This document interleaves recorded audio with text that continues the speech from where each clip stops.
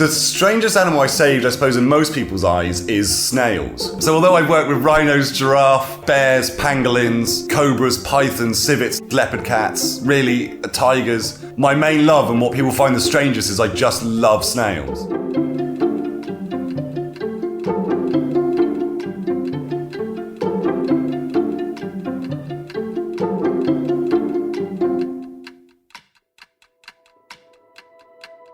My first job with animals, besides growing up on a farm, was working as a giraffe and zebra keeper in Longleat Safari Park in the UK. I figured that the giraffe and zebra keeper would be a lot less competitive than the carnivore keeper, because everyone wants to work with lions and tigers, but no one really would want to work with giraffes. I ended up working with rhinos at Longleat, which is the worst promotion I've ever had, because it was just longer hours, no more money, and part of the job was to patrol them, and so you'd spend 6 hours a day just sat in a field with 4 rhinos, learning all of their behaviour, what they're going to do, before they knew what they were going to do. I started working with NGOs because after a few years of doing the rhinos, I kind of found a career that I wanted to be in, so I thought, well, now was the time to travel.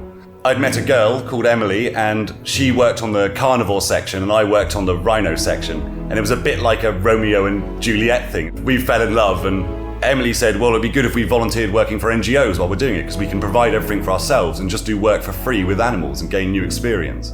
We got phoned back by 4 Paws, and we both lived in a hut in the Kosovan mountains together, full time, and look after the bear cubs with her.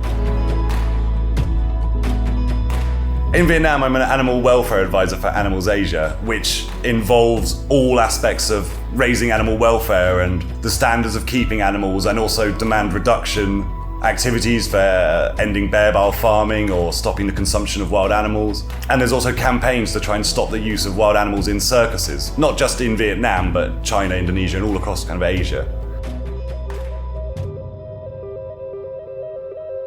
So there's a lot of cruel treatment of animals here, there's a lot of substandard conditions, but it's not born of cruelty so much as it's born of ignorance.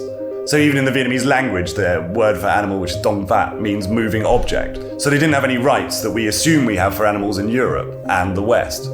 It'd be the same thing that the UK did when it made all its wolves and its beavers, when it made all of those extinct back in the day. Vietnam, they haven't done that yet. They're not extinct. They're still present in the wild here. So Vietnam still has a chance to preserve all this wildlife. The situation of bears in Vietnam is one that's quite difficult. There was always a demand for bear bile, a chemical in it which is believed to help with kidney stones and also with cirrhosis of the liver. Vietnam allowed bear bile farming, where a bear is brought from the wild with the intention of being able to breed and sustain bears on farms. Soon after that, bear bile farming was made illegal. There was just 4,400 bears on these farms throughout Vietnam in really horrific conditions, just in a metre by a metre cage being fed once a day, no water. So a few NGOs set up a sanctuary here to rescue these bears off these farms.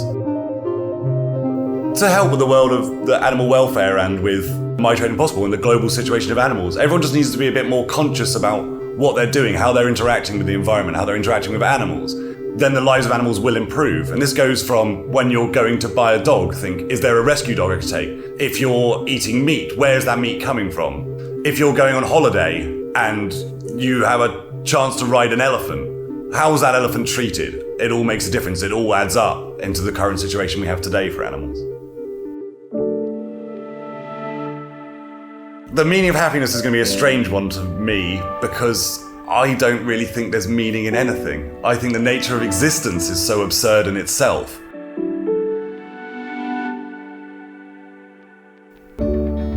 The meaning of talent is one of the hardest questions I've ever been asked. I truly don't know. If you can do something that impresses someone else, they will view you as being talented. But now talent would be in the eye of every beholder of what is talent. Now I can look after animals, but if someone hates animals, they're not going to say I'm talented. Spago, in the worst accent I think that's ever been had.